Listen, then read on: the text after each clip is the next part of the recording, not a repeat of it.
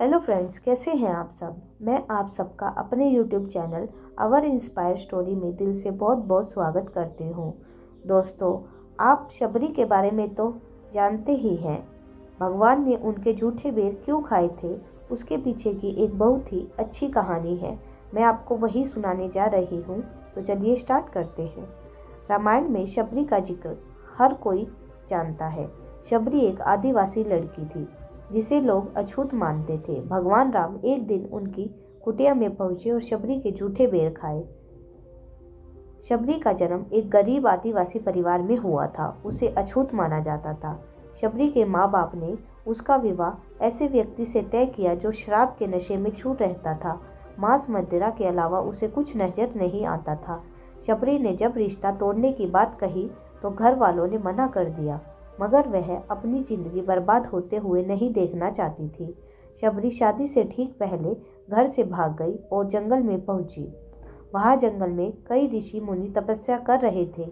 शबरी उन ऋषियों के लिए जंगल से लकड़ियां, हवन की अन्य सामग्री और खाने के लिए फल तोड़कर लाती थी। सभी ऋषि भी उनके काम से खुश थे। अचानक एक दिन ऋषि मुनियों को पता चला कि शबरी एक अछूत आदिवासी है। उसके बाद सभी ऋषियों ने शबरी से किनारा कर लिया।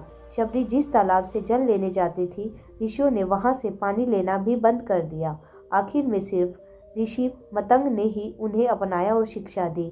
उन्होंने शबरी को अपनी बेटी की तरह रखा। जब वे बूढ़े हो चले तो उन्होंने शबरी को पास बुलाया और कहा कि एक दिन भगवान राम तेरी कुटिया में आएंगे और खुद तुम्हें इस संसार से मुक्त करेंगे। ये कहकर ऋषि मतंग चल बसे। इसके बाद शबरी अकेली अपनी कुटिया में रहने लगी। वह रोजाना बाग से फूल और बेर तोड़कर लाती थी। फूलों से कुटिया को सजाती और राम का इंतजार करती। वह बेर को चख कर देखती कि वे मीठे हैं या नहीं। ये सिलसिला कई सालों तक चलता रहा। समय के साथ शबरी का शरीर भी जवाब दे रहा था। वह बूढ़ी हो चुकी थी।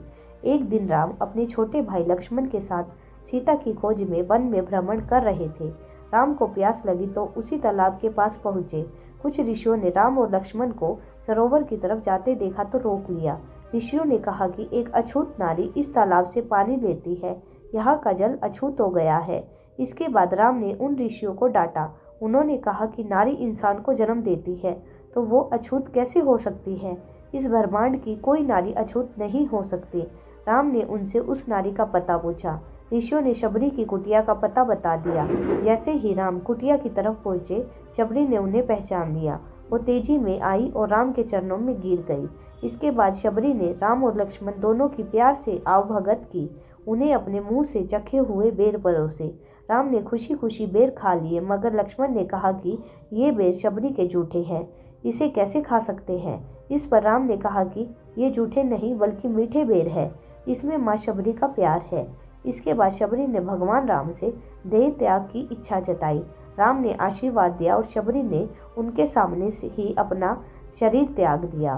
तो दोस्तों, आपको ये कहानी कैसी लगी, आप हमें कमेंट करके ज़रूर बताइएगा। अगर आपको हमारी कहानी पसंद आ रही है तो अपने सभी दोस्तों के साथ शेयर भी कीजिएगा। तो चलिए मिलते हैं एक नई कहानी के साथ अपनी नेक्स्ट वीडियो में। तब तक के लिए जय सिया राम।